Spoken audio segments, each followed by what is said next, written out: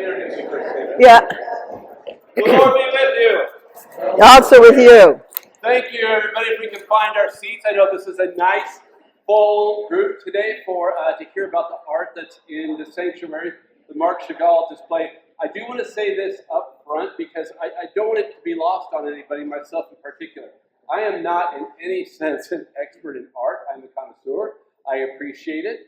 My wife is more so than me. But the fact that we have these beautiful displays surrounding our worship space, that's not normal for a church to have Marc Chagalls all around your sanctuary space and the other displays. So both Sandra and Bob are very gracious to provide this for us. I can remember when I interviewed here, and I can't remember what it was at the time. I was walking around and I'm like, this place really has it going on. I mean, so I thought that was great. So without any further wait, Sandra, please.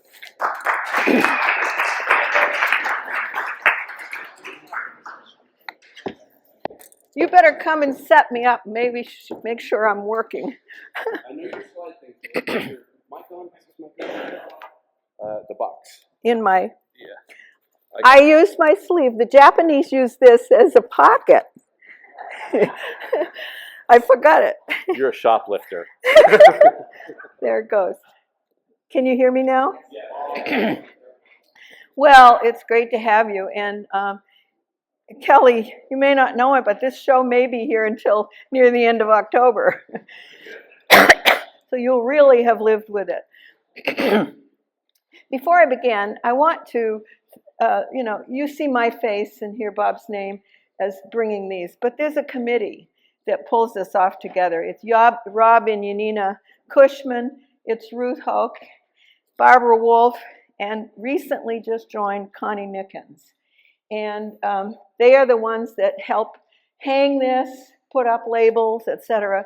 And for all of you to know, March 23rd, from 2 to 4 p.m., we will have an open house for the sanctuary, and the Jewish community has been invited. And Rabbi Bloom will give a few words, and then I'll do, but it should be in the newspapers and publicity going out. This is not a public gallery, so even though we have a world-class exhibition here, no one can see it. So this is our way this time to let the community come in and see the work. Well, I'm glad to be here because, I've told you this before, the reason we do this, and, somebody says, do you own all of them? It's a fraction of what we own.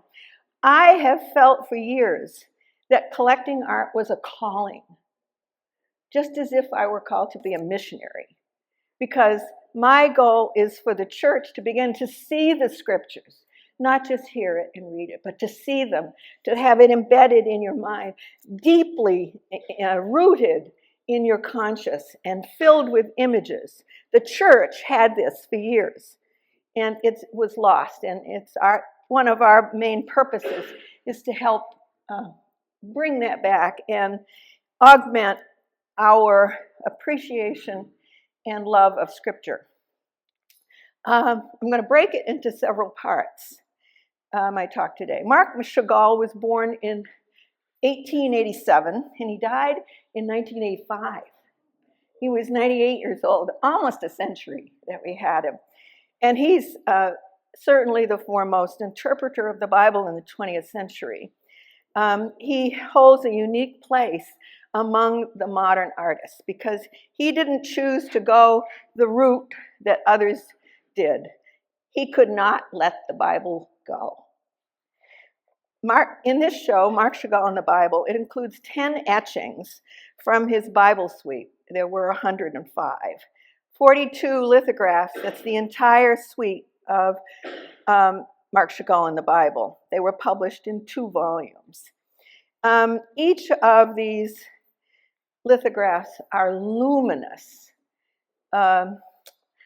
colors, and rich, and inviting in that sense.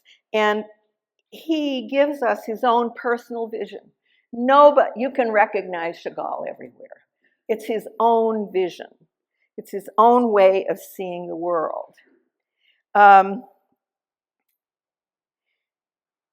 He has Madonnas. He's Jewish, but he has Madonnas and child, and he has crucifixions.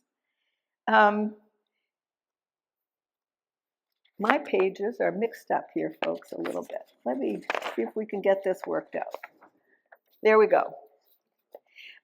In 2010, this show had its first opening. It wasn't quite as big as this, but it opened in Chatham, Massachusetts. This is the 32nd venue. So it's been on the road for quite a while. It's had a wonderful history. In Lexington, Kentucky, the Anglican Church there put an ad in the paper, and they got a call from the professor at the university. He says, I'm a Chagall scholar, I'm Jewish, and I'd love to give a closing talk. 150 Jewish people showed up to the church in Lexington, Kentucky. And they found a man weeping in the corner. And they said, can we help you? He says, well, this is the first time I have had a good experience in a church. So I believe this can have ministry attached to it. Then the show was also at Duke. The seminary took it in, but it was hung in the chapel. And the religion department at Duke protested that there were 2 crucifixions. So the dean took it out. And then a year and a half ago, it was at Wycliffe College in Toronto. It's sort of like a seminary, part of the university. Thousands of people, they had shows really, but almost no one ever came. They had thousands of people come to see the show. And then in 2018, I didn't do any advancing, did I? There's Marc Chagall. In 2018, on a Monday morning, oh, don't tell me.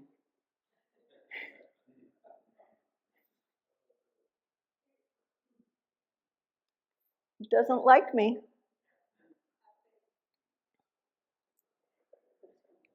Michael solved it.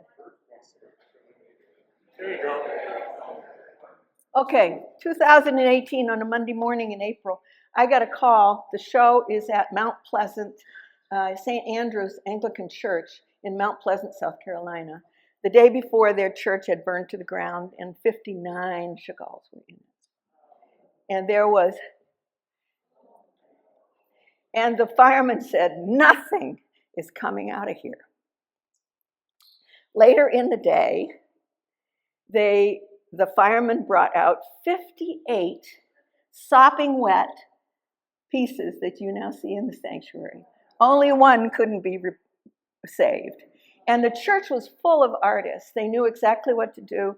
They stripped them out of the frames, laid them on a table, and called me. And then I went up on Tuesday, and a conservator was there to meet me. And $45,000 later, with their insurance, everything was restored. So this show has had quite a history. So that gives you a little background on where this has been. I want us to look at his early life and training. His life is very interesting. Remember, he lived through 2 world wars. He was born in Vitebsk, Russia, which is now Belarus, into a Hasidic family of modest means. He was the oldest of 9 children. His father was a herring merchant, and his mother sold groceries out of the house. He studied at the local Hasidic religious school for the early part of his life, and then was put into the public schools. And that's where he discovered his artistic talents. Vitebsk, let's see, that's his little town. We'll talk about that. Vitebsk was a small town, and it was not just Hasidic Jews that lived there. See, I don't know from here if they go forward.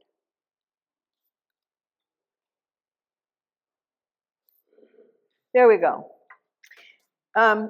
This town was a town of Orthodox Jews and Orthodox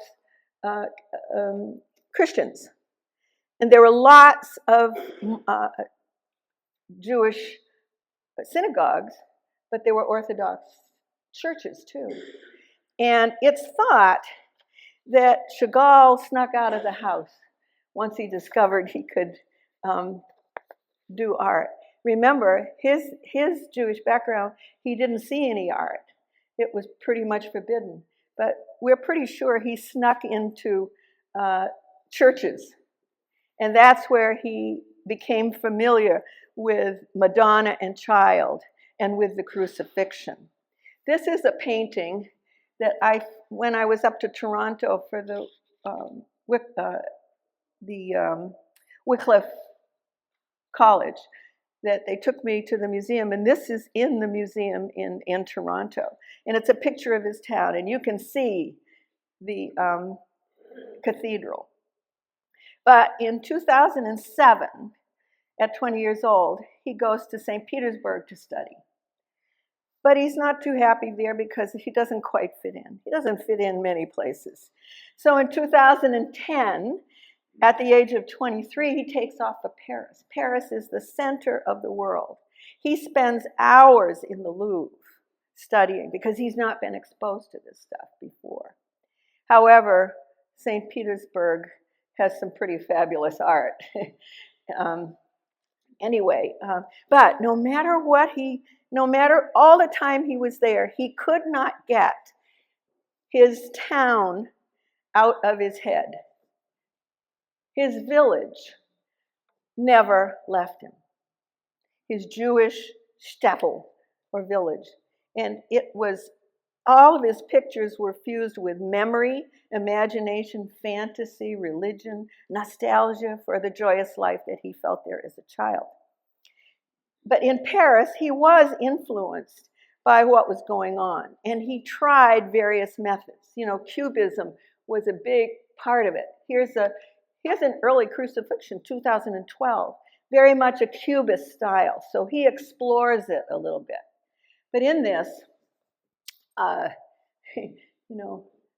Jesus, he's a little pudgy.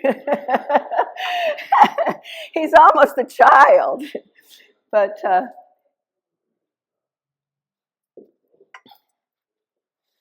I can't, I am used to seeing what's up there, here. So he's works in Paris for about 4 years. And then in 2014, he's invited to bring some of his artwork to Berlin. Because Berlin is a major center. And in Berlin, he leaves off a huge amount of work. But he's really on his way back to Russia because there's a woman that he's met there years ago that he's in love with called Bella. And if you know his secular work, it's all about Bella. It's all about love and romance. Flowers and them as lovers. Well, he's on his way back to marry her. So he settles back in 1922 in Russia. He comes back to Paris in 22 after he's married. And he works there, he's quite happy. Everything we know of his work flows out of this period.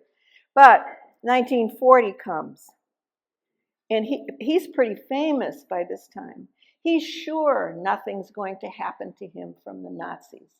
He's sure that he's protected because who would touch me, Marc Chagall, so well known in the world. But his daughter convinces him he better head to the south of France. So in 1940, he heads to the south of France, and there he is picked up by the Gestapo, and he's put in prison. But our government and the Museum of Modern Art in New York orchestrated a way for him and worked with the government and said, this is one person you better not keep. And they released him, and he came to the United States in 1942. Now, that happened. We brought lots of scholars and artists and architects and everything out of Europe to keep them safe. Great architects, some of the best buildings in the United States that were done mid-century were done by German architects. and musicians. They were just exported out to keep them safe so that the world wouldn't lose their genius.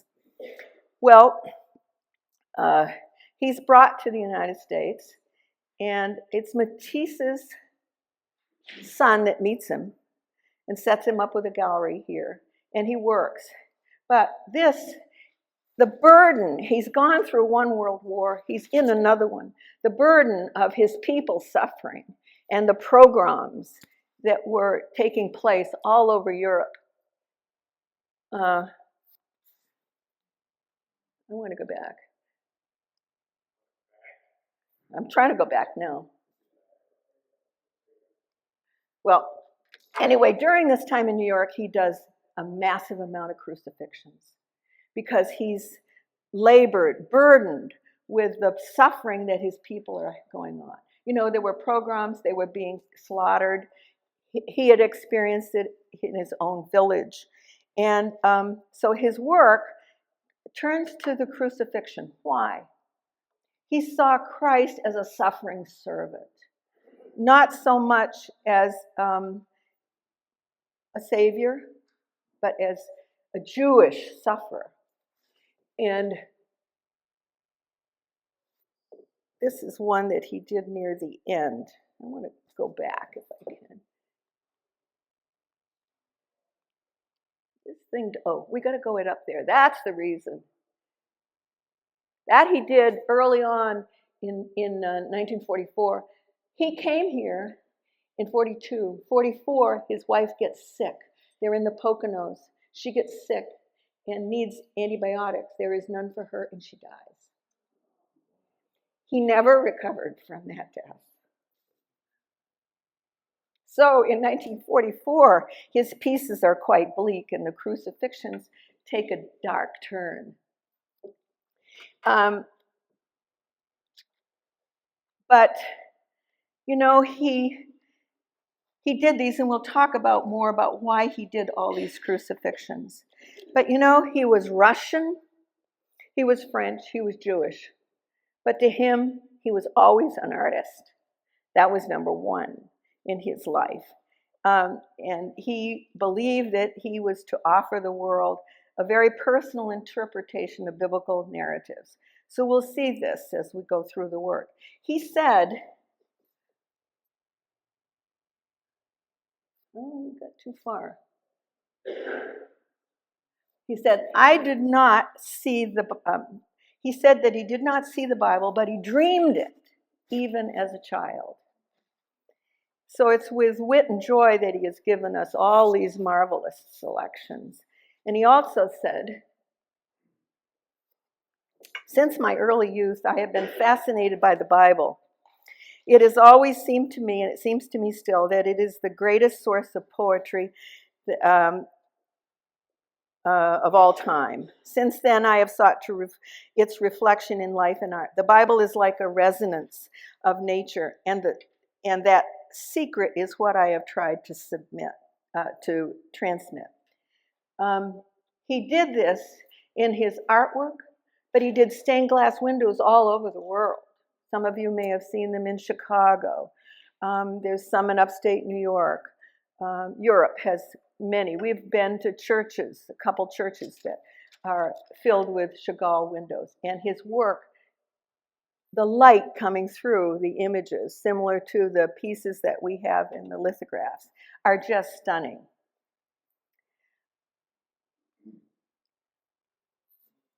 What have we got? I'm sorry, this is pixelated. You can hardly see it because I didn't blow it up large enough. Number one, Chagall has his own vocabulary of images, and I want us to take a look at some of them.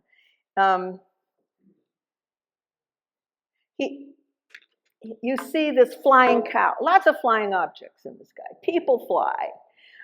Birds fly, of course. Fish fly. Roosters fly. And you know that he was a lover. Remember, I feel like I'm so in love, or what I feel like I'm floating on air. That's Chagall. And he said that there is a visible world and an invisible world, a seen world and an unseen world. Doesn't that ring from our liturgy, from our creed? And he very much believed there was realness in the invisible world. And that's where he lived a lot of his life with that. Okay, so the cow floats in many images. And that is a symbol of excellence. They needed them for their survival. The tree, you see trees in his work, lots. That's the suggestion of life. And he has a particular passion for roosters.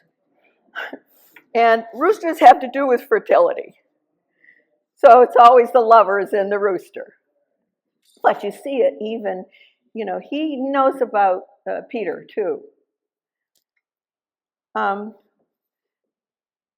then the clock plays an important part. You have a little crucifixion out here with a clock for a face. And that's to do with time. And also that herring, that fish, recalls his village, recalls his life. His father, remember, was a herring merchant. And then the candelabras, the candles, are very important to Chagall.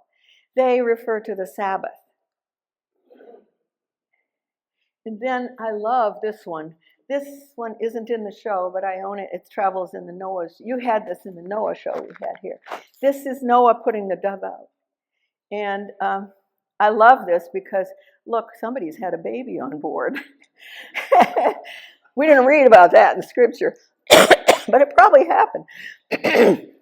But there's a goat at the front. He understands that goat to be a symbol of atonement. So he's looking, the scapegoat and the atonement that was come. And angels are very important to Marc Chagall. You're going to find them disembodied with just heads and wings, but many times with very concrete bodies. But they are a representative of the image of God. You see an angel, think God. I'd like to share with you, because and this is pixelated too, I'm sorry, 2 experiences. How did I get started in all this? One was a trip to the Munson William Proctor Institute in upstate New York. And this was in the probably early 90s. And the exhibition there was Marc Chagall's etchings. And it was curated, and the book written by Jean Rosensaft. That book I keep, and that's my guide to collecting these etchings. She also wrote a chapter on the book on my artwork. She is a Jew from the Hebrew University in New York City. Well, the etchings, in 1930, Ambrose Villard asked Chagall if he would do a series of biblical etchings. Now, Villard, when we had the Rouault show here, all of those were published by Villard. So he was a man who published art suites in France. And he approached Chagall and said, I want you to do a series for me from the Bible. So Chagall says, I'll go to Palestine. Palestine, not Israel, 1930. There was no Israel until 1967. So he went, he said, I went back to the universal book, the Bible. Since my childhood, it has filled me with the vision about the fate of the world and inspired me in my work. I see the events of life and the works of art through the wisdom of the Bible. Since in my inner life, the spirit and world of the Bible occupy a large place, I have tried to express it.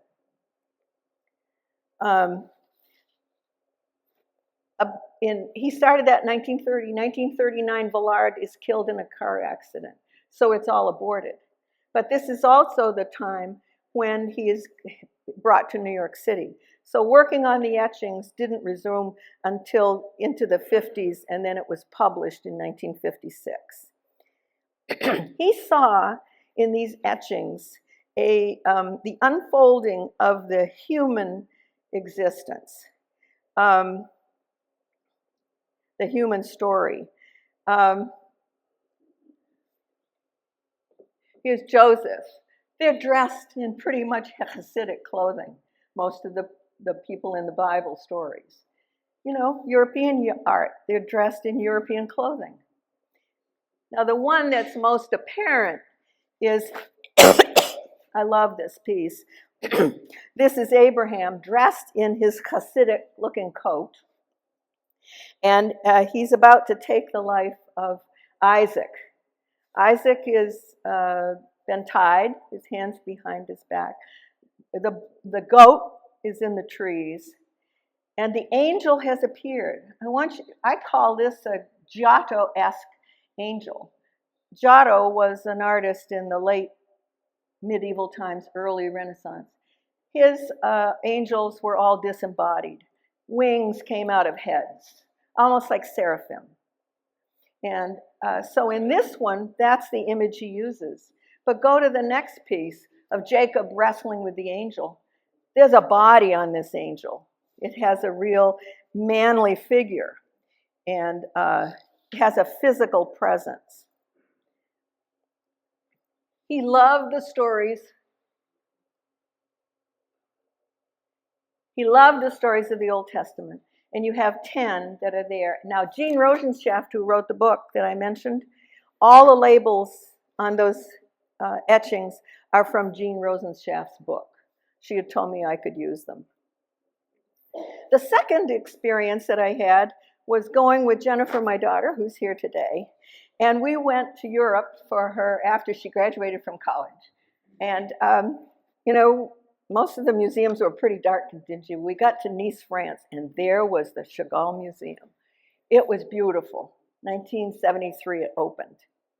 And inside are 17 huge paintings that Marc Chagall did.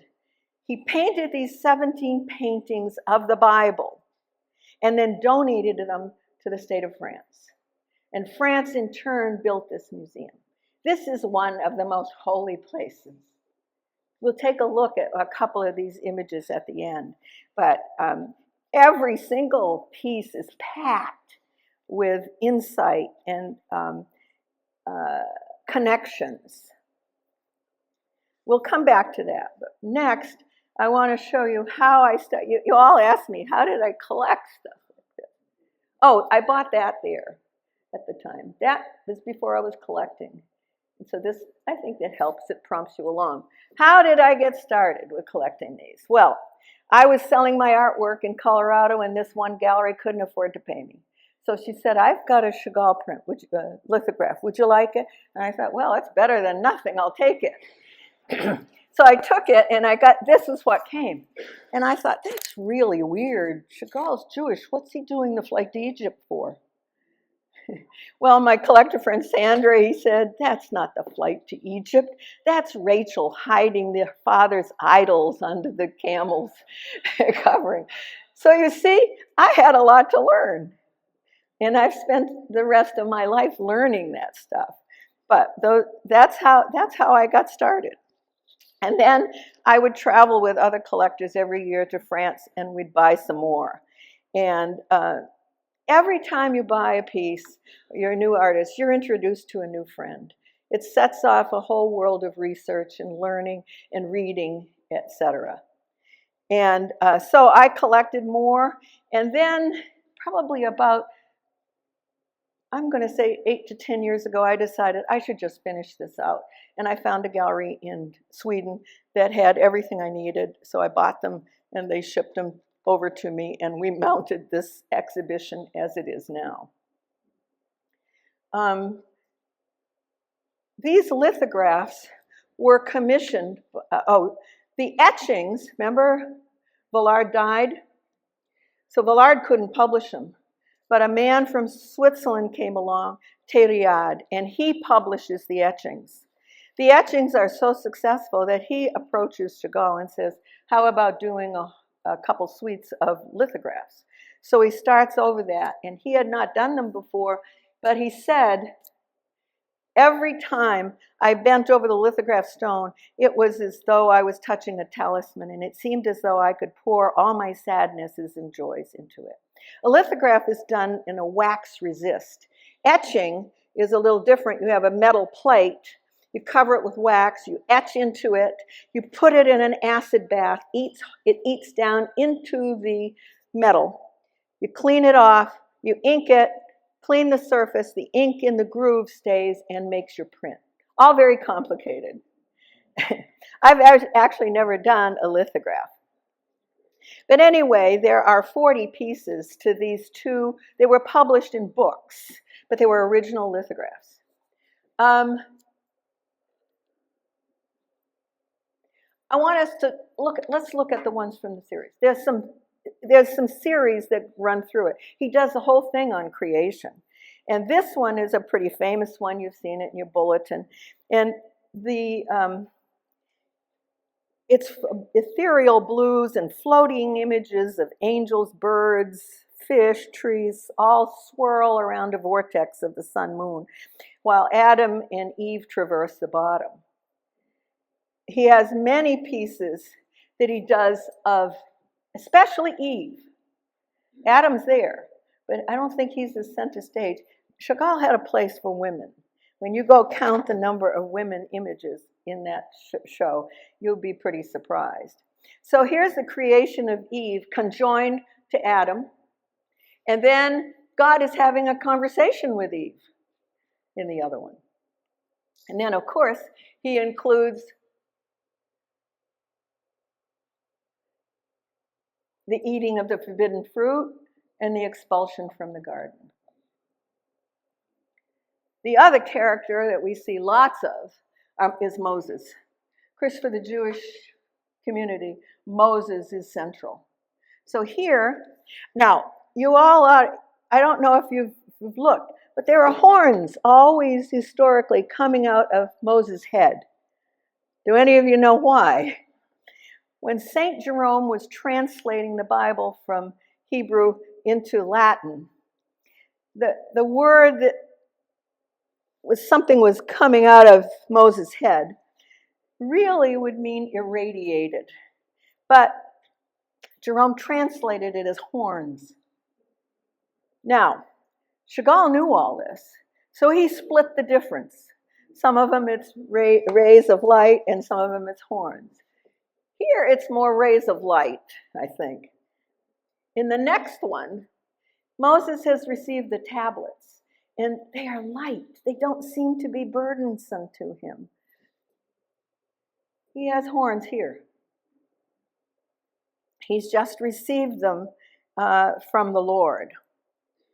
Then in the next one, he turns to us, and his eyes are huge, and he's saying, I have heard all of this from God, and now I'm about to tell you. But, and whoops, we don't want to go that far. In this one, Moses is furious. He is all red, his eyebrows are angry, the horns are back with revenge, and Moses is nothing but rage. The background, the orange in the face, the hot red, this is the moment when Moses descends the mountain to find all of Israel has risen up to play and worship the golden calf. But we turn to David. This is one of the most popular ones, most famous of all of them. It's beautiful. It's one of the most beloved ones. Here he's playing his harp. Perhaps he's even writing a psalm. You know, Scripture tells us in Samuel, when the evil spirit from God was upon Saul, David took the harp and played it with his hand, so Saul was refreshed and well, and the evil spirit departed him. You know, this is David who played the harp, but it's also David who killed a Goliath. So I have thought, and I don't know if any of you are interested, this would be wonderful to purchase for the church to have in memory of Nina. So if you're interested, it's not that expensive. We could manage it. Talk to me. I think it would be a wonderful addition to the church. Now, here's one that could be controversial. This is David and Bathsheba. Many of his lovers shared a single head. They are one, you know. But here it's David and Bathsheba. Well, why? This was a bad thing David had done to get hold of Bathsheba. He only killed the husband so that he could have her in his bed. But somehow Chagall has seen them joined. I wonder if he knew of David's repentance and chose to picture them as lovers. David faces us, but we have the side view of Bathsheba. But remember, this is interesting. Why do we have this? Why is this so prominent? She is in the lineage of Jesus, listed as the wife of Uriah.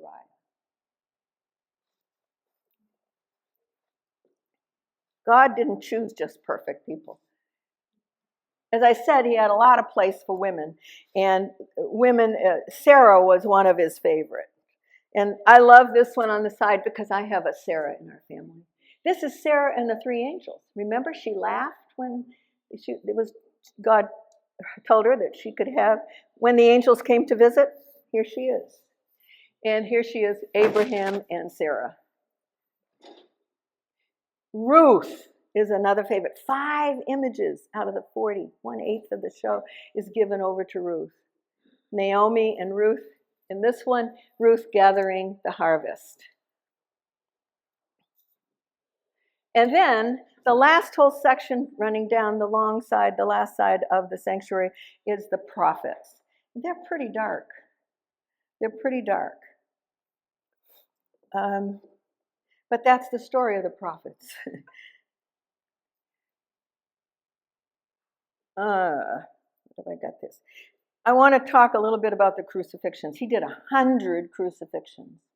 And you know, the Jewish community didn't want to do much about that. In 2014, the Jewish Museum in New York City put together a major exhibition of his crucifixions and Madonna and Child.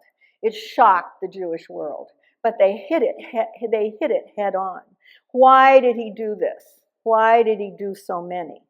And of course, most of the world will say it was because he identified with the suffering. But here, Christ has always symbolized the true type of Jewish martyr. So that's part of it. That's part of it. Because he had lived through all those pogroms. Now, some of you may have been to Chicago. How come we're here? Do any of you know this? This is the White Crucifixion, the most famous painting he's probably ever done. It's in the Chicago Art Institute. And this epitomizes why he did the crucifixions. This is his village of Vitebsk being destroyed. The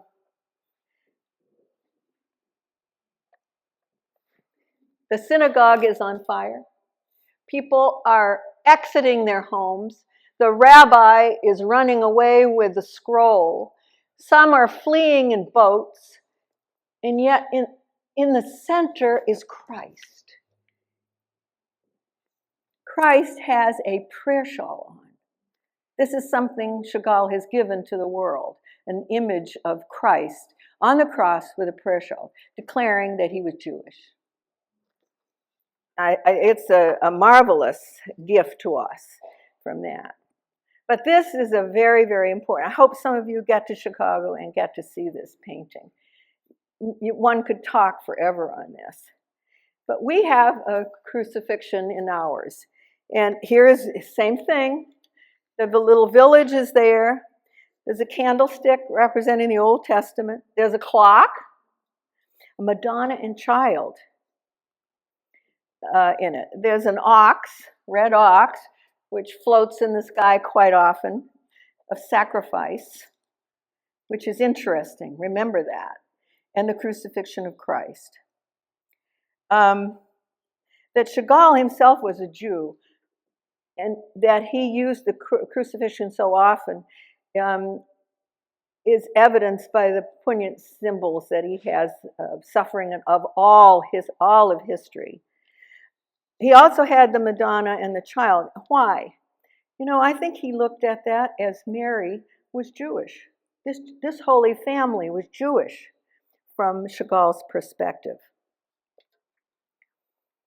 But he also had a thing for the crucifixion in himself. He thought of himself as one who suffered. He did not live through a program, but he lived through exile after exile after exile. And so he's using the crucifixion as a metaphor for himself. I want you to look closely. The clock is the face. But this does not say Jesus of Nazareth, King of the Jews, above his head. Can any of you figure it out? It says Chagall.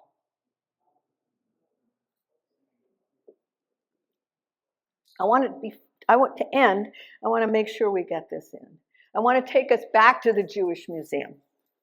I told you this is the holy place. I go there, I feel as if I've gone to church. It is the insight to these people. And I'm only going to show you 2 pieces. And I think this will tie some things together for you. One is the creation. In this, the swirl is there, like you saw in the blue crucifixion. The angel God is creating Adam, but the angel is carrying Adam somehow. Remember, the angel represents God? So he carries them across. Down here in the corner, we have Adam and Eve with an apple or a fruit. We have the tablets, the 10 Commandments coming out of the sky. You have your fish. But I want to show something else you have to see. What else is in this whole? The creation of the world. Chagall looked forward from Adam and Eve. He looked forward to Christ dying on the cross. It's amazing. And not only does he do it in the creation image, here's Abraham and Isaac again. And, suffering. Everybody said he did the crucifixions to identify with the suffering. But I propose to you it was more than that. Chagall recognized the crucifixion as sacrifice too, because here's Abraham and Isaac. Maybe Sarah's over there. I don't know. There's a Madonna and child. He's ready to take. We have another disembodied angel. But look what's up at the top. Christ is carrying the cross. This is not suffering. This is sacrifice. I believe that Chagall understood the connection between the crucifixion and sacrifice. Now,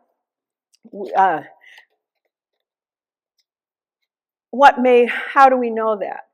Well, when he was in Paris, he had 2 friends, Reza Maritain and Jacques Maritain, who were converts to Catholicism from Judaism or being an agnostic. They worked on Chagall to convert him.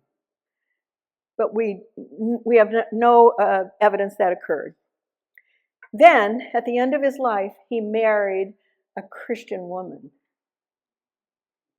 And he is now buried in a cemetery in St. Paul de Vence in France. Now, I can't tell you that he was a crypto-Christian. But we have seen from his biblical art, we know that Marc Chagall loved the Bible. And when you go to his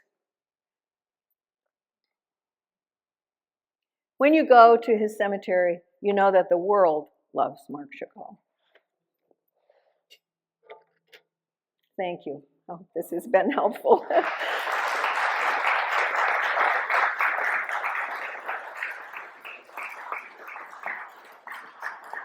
Now, if any of you want to have a piece in your home, because I have a real thing about Christian homes, many times you walk in them, you can't tell who lives there. You walk in a Jewish home, there's a mezuzah at the door. You're in a Jewish home. If you want help buying one of these, come to me. I'll help us find some.